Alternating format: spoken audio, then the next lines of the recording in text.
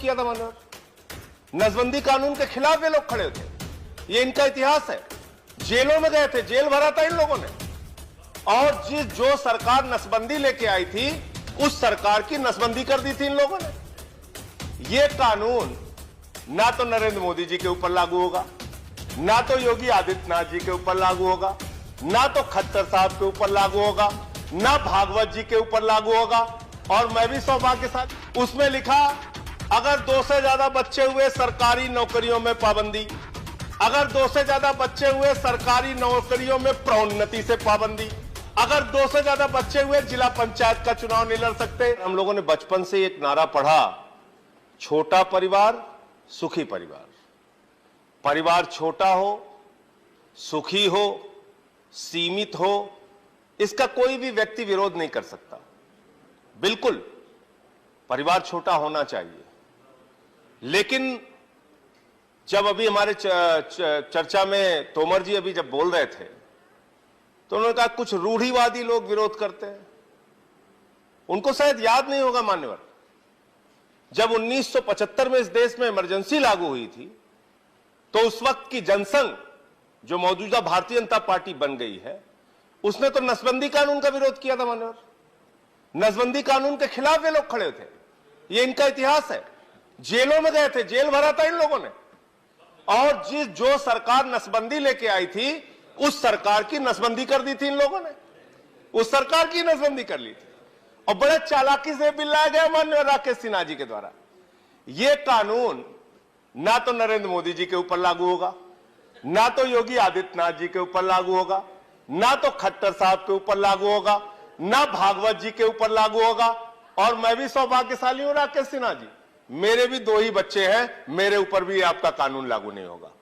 अगर गलती से पास हो गया तो ये मेरे ऊपर भी लागू नहीं होगा। लेकिन मैं ये कहना चाहता हूं मान्यवर कि अभी एक जनसंख्या नियंत्रण का विधेयक आया उत्तर प्रदेश में, वो विधेयक में पढ़ रहा था, उसमें लिखा अगर 2 से ज्यादा बच्चे हुए सरकारी नौकरियों में पाबंदी, अगर 2 से ज्यादा बच्चे हुए सरकारी नौकरियों में प्रोन्नति से पाबंदी, अगर 2 से ज्यादा बच्चे हुए जिला पंचायत का चुनाव नहीं लड़ सकते, बीडीसी का चुनाव नहीं लड़ सकते, ब्लॉक प्रमुखी का चुनाव नहीं लड़ सकते, नगर पालिका की चेयरमैनी का चुनाव नहीं लड़ सकते। क्यों भाई, सारी शुरुआत नीचे से करोगे?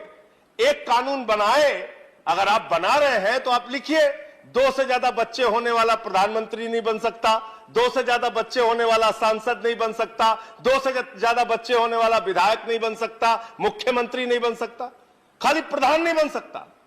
जिसके 2 से ज्यादा बच्चे होंगे वो प्रधान नहीं बन सकता, प्रधानमंत्री बन सकता है। ऐसे कैसे काम चलेगा? और दूसरी चीज, परिवार होना चाहिए मान्यवर, सीमित होना चाहिए, लेकिन होना चाहिए।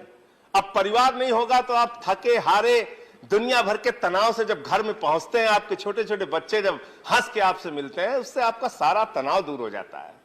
जब परिवार होता है तो आपको चिंता होती है बच्चे की फीस की, आपको चिंता होती है नौजवान होने पर उसके रोजगार की, आपको चिंता होती है बहती हुई बढ़ती हुई महंगाई की, आपको चिंता होती है बेरोजगारी की या शिक्षा की, स्वास्थ्य की व्यवस्था की मान्यवर। इसलिए परिवार होना बहुत जरूरी है और परिवार का महत्व हम सबको समझने की आवश्यकता है मान्यवर।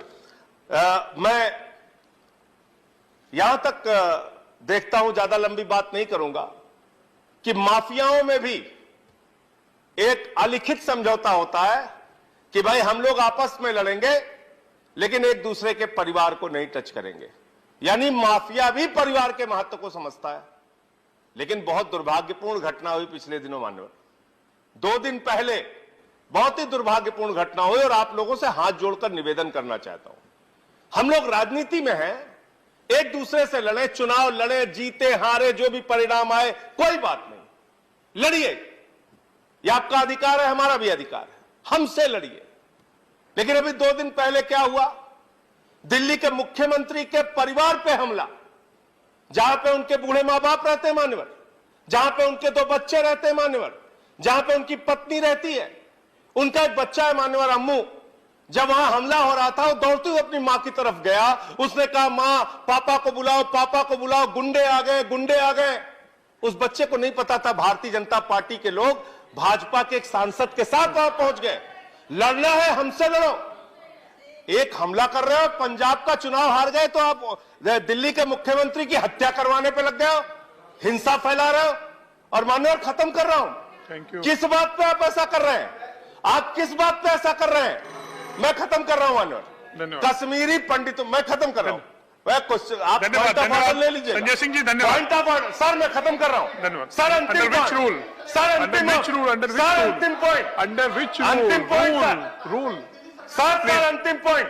प्लीज। आप रोक दिया, आप अरविंद केजरीवाल के बोलने दीजिए। आपका समय समाप्त खत्म कर रहा हूं बस सर। कश्मीरी पंडितों के दुख में हम सब शामिल हैं। कश्मीरी पंडितों के दुख में आप भी शामिल हैं, हम भी शामिल हैं।